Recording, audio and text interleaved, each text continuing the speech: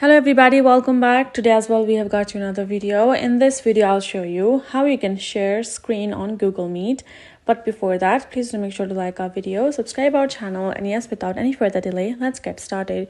So it's a very easy method. All you gotta be doing is simply accessing up your particular Google Meet app, and first of all make sure you have received the link. It can be on your email, can be from your WhatsApp or somewhere.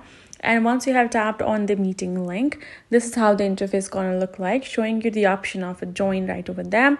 Tap on the join. Now you have joined the particular meeting, and this is how the interface is going to be looking like. Now if you would like to simply share your screen for the matter, you're going to tap on this little three dot icon given on the bottom right corner.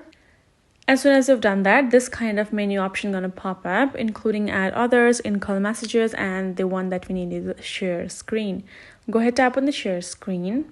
Now for the iOS, this is how the interface is gonna look like, because it's gonna ask start broadcast. You have to tap on the start broadcast. It will give you a 3 seconds countdown, 3, 2, 1, and the broadcast will start. But for the Android, it will automatically start. You will be able to simply share your screen likewise.